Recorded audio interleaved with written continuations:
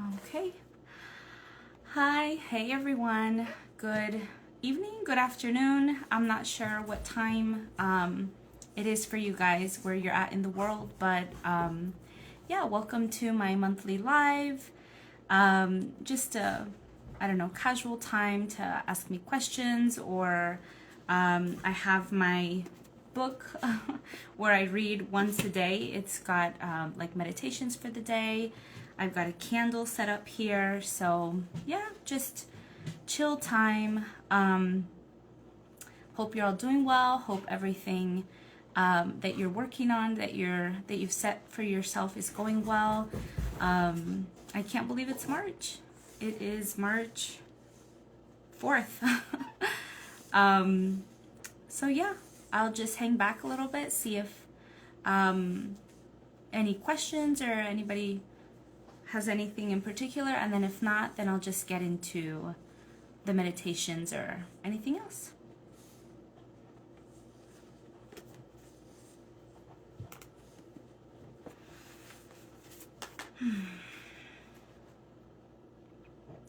So I usually start with either reading, like I said, the prompt for the day, or taking one of these affirmation cards. They're crush your goals, and really motivating, really helpful.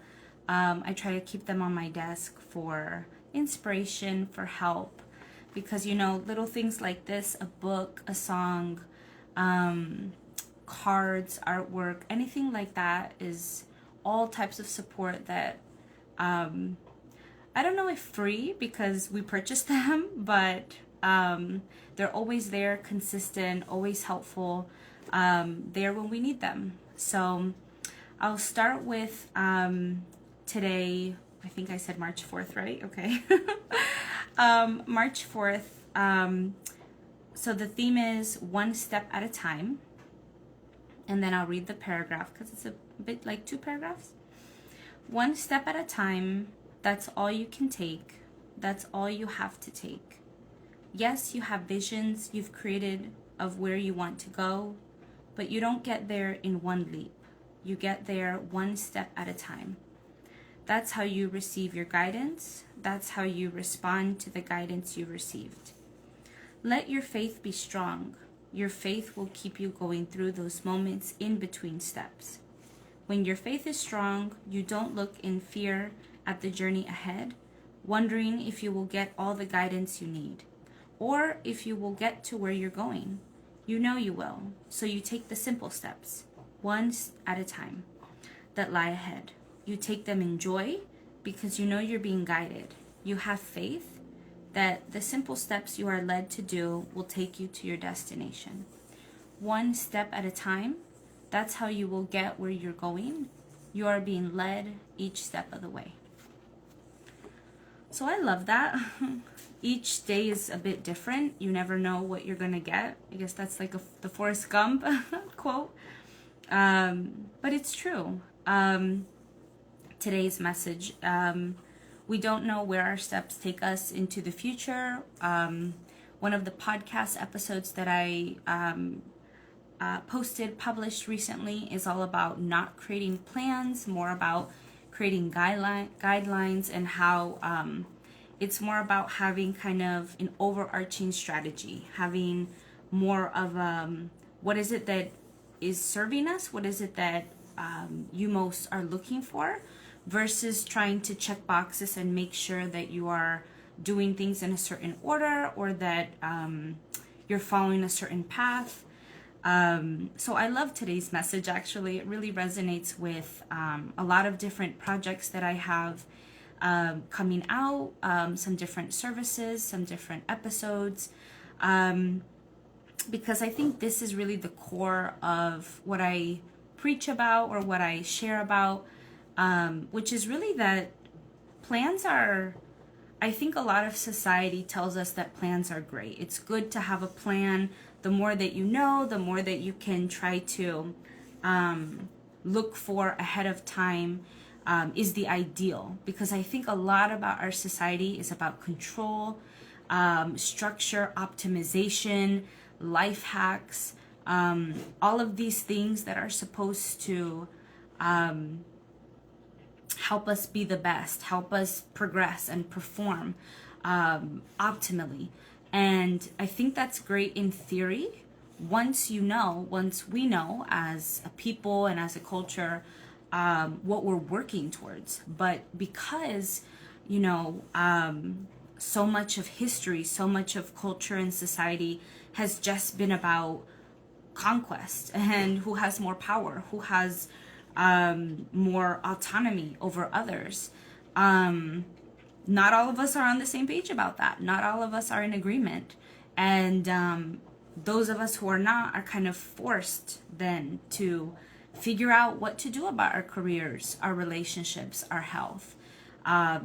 It's not a choice, really. It's and then we're forced to kind of walk down this path of survival, of trying to figure out how we're going to make ends meet, how we're going to make peace and deal with generational trauma and all these sorts of lot of other things that are outside of our control, which is quite a lot of heavy stuff for a Monday, I guess, to start talking about. But the core, I think, is circling back to the message about one step at a time. And from a lot of the things that I say, that one step at a time is really about prioritizing yourself. What is it that you know that you want for yourself? And that's so, I think, easy to say. Like, I know I want to be healthier, or I know I want to be making X amount of money, or whatever it may be.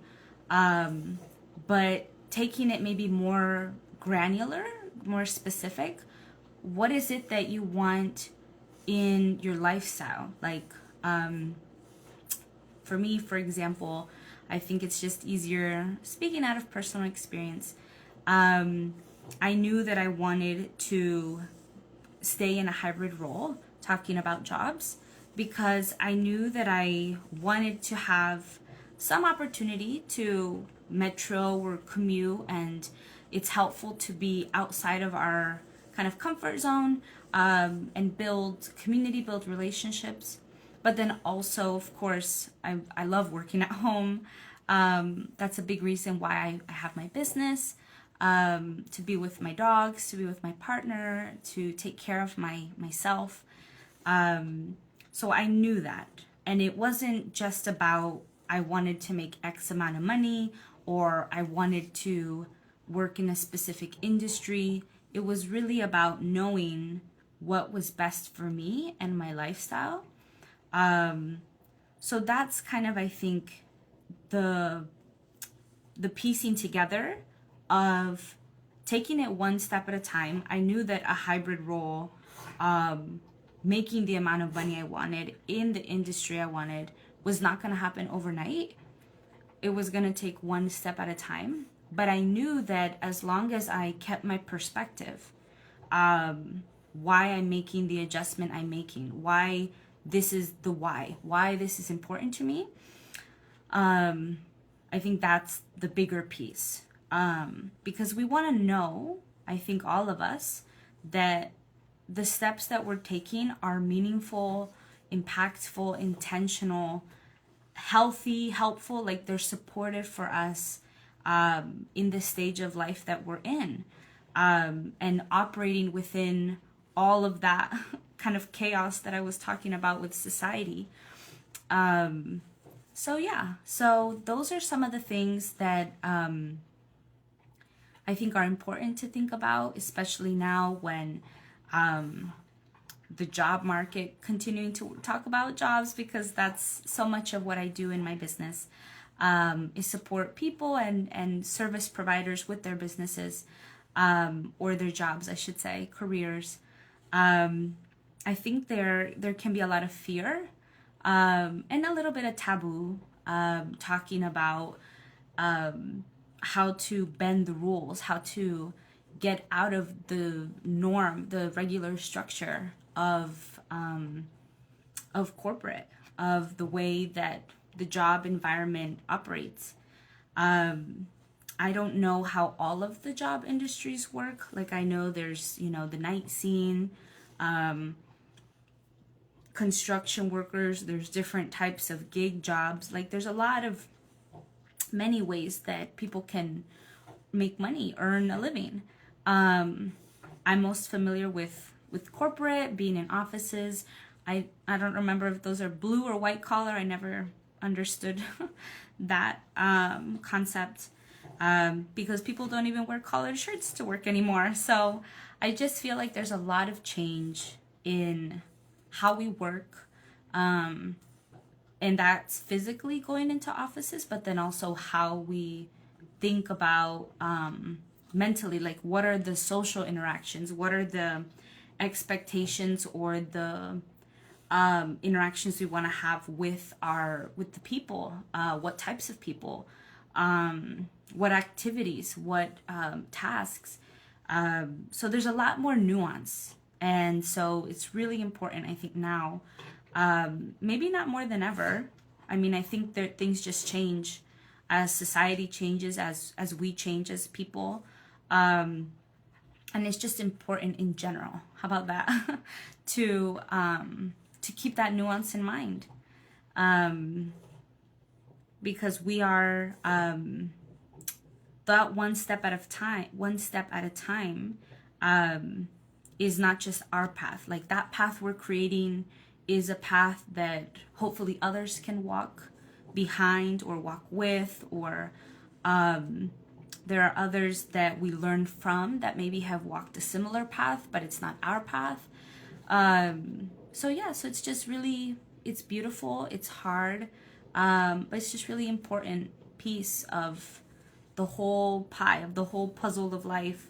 And I remember when I started my career journey, it used to be about finding your purpose, finding what you're meant to do with your life, that we're all supposed to be doing something innate that comes from within us. And that's kind of intimidating, you know, to start to think about there's only one thing, or one big thing, this gift, this I don't even know what to call it, but like this overwhelming sense of drive and uniqueness. And it was kind of an eye-opener to know, once I started getting into my career and I started figuring out what makes me me, is not even the job. It's not even the tasks. It's not the title or the money or any of that. And I know a lot of, maybe some people struggle with identity in that way because they're very tied to that. I know that that's one of the first things that people ask. What do you do? And that's kind of the key, unfortunately, I think, because once we ask that question, we already start to kind of box in and define people based off of that title or that role that they just might have for this moment. Now all of a sudden, you know, oh, they make this amount of money, this is their life, they probably do these certain things on the weekends, they probably think this way, or they do all of these things. Like all of these assumptions start to happen based off of one question, when really I think most of us are just trying to figure out what our skills and strengths and talents are. We're trying to figure out who we want to show up as, because honestly, going to work is a performance. We all know that there are days when we probably don't want other people to be in other people's spaces and environments. We're probably going through a lot emotionally, mentally, physically, spiritually, like in all the things And it just puts another thing to just have to go into the office and deal with people, work with people.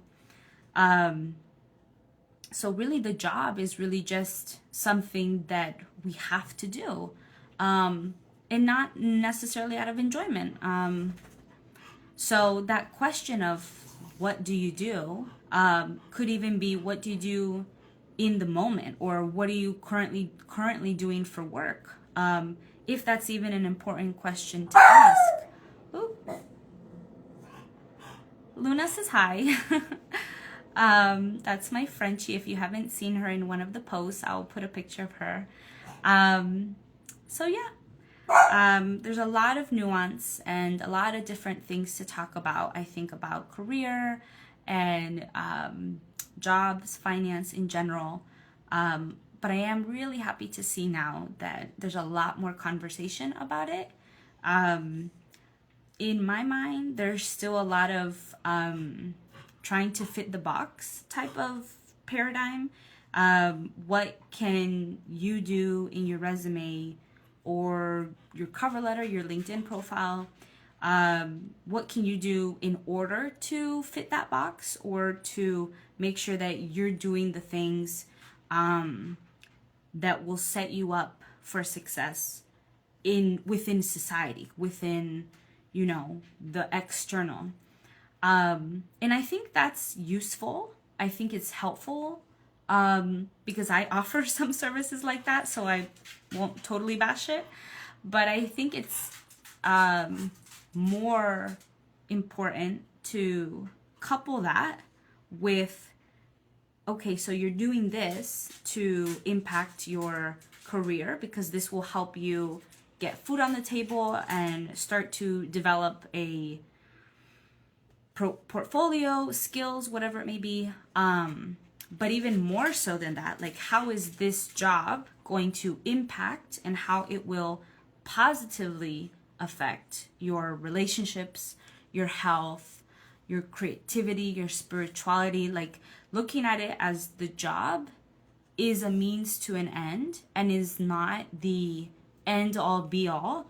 Because I think one big thing, and let me check the time. Okay, I'm gonna wrap up pretty soon. But I think one of the things that is really changing now is this whole narrative of retirement. Because, you know, gone are those days where we would all, or our parents or grandparents, I don't know what generation, would have a pension, would have 401k, would have plenty to fall back on, because they did their time, you know, they just did what was needed to be done, and then they were taken care of. But when they retired, you know, the age and the health and whatever else maybe diminished their quality of life and the way that they could travel, experience other things. So we don't want to wait for that. We don't want to wait until we're 60, 70, 80 for the possibility of retirement, for the chance to have the quality of life that we have now. When we're older, you know, none of that is guaranteed.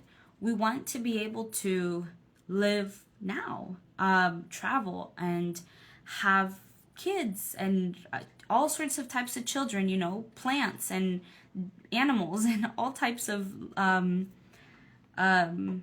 babies, fur babies, all sorts of stuff. And we want to be able to not have to wait, because what is the point of progress and the point of walking this path, doing all the steps that we're told to do, and then we're not really able to enjoy it, to see the fruits of our labor. So yeah, I think there's a lot of different conversations now happening. There's a lot of different avenues people take now. I think depending on their access, their capacity, their openness, willingness, like all sorts of things need to happen in order for the job to stop being the identity, for it to stop being a survival mechanism, and to start being just one piece of building a life, of lifestyle design, of supporting our health, total health, every part of our health, of our relationships. So yeah, I think that's all I have to say about that. I can talk about career and jobs and all of that for a long time. It's a big passion of mine. As a former or professional, or I don't know, job hopper, it's important to have these sort of psychological, philosophical talks, because it helps us figure out what we want for ourselves and why. And I think as long as we keep going to the root of it, as long as we keep digging and excavating and, patiently, we're not just trying to wrench our heart out, we're trying to softly go into this maybe delicate, this kind of hard to talk about or hard to define area of our life that takes up so much. I think if the statistic is 1/3 of our life we're sleeping, I don't know, 2/3 we're working or something. Like, I don't know. I'm just making that last piece up. But maybe it's true, because we're always at work with the people we work with. And so I would say it's really important to talk about, to figure that out for ourselves. Ooh, excuse me. So that the rest of our lives, in all the different areas of our lives, are not put on hold, are not declining or feeling less than, because so much emphasis is on work, which to a certain point is helpful, so that we feel successful and capable, and that we can perform and make sure that we get a job and can survive in this society. But now it's more about the thriving. So let's not just survive. Let's make sure that we have our, I think it was Maslow's hierarchy of needs. We feel safe, we have shelter, we have food, like that. We have our basic needs. But now let's thrive. Let's get there with all of our health, the internal, emotional, spiritual, mental. Let's make sure our relationships, let's make sure that the job that we have is feeding all of that. And because especially we spend so much time in it, we're doing it. So I'll stop preaching, or stop for today, if anything, sharing about the importance of our own path. And if you like this sort of messages, this is the book that I read from, Journey to the Heart. And it's one kind of paragraph a day. Today's was about walking our own path, taking it one step at a time. And I hope this was useful. If you all have any questions, or you see the replay and wanted to let me know anything, feel free to shoot me a DM, send me an email, and I'll talk to you all soon.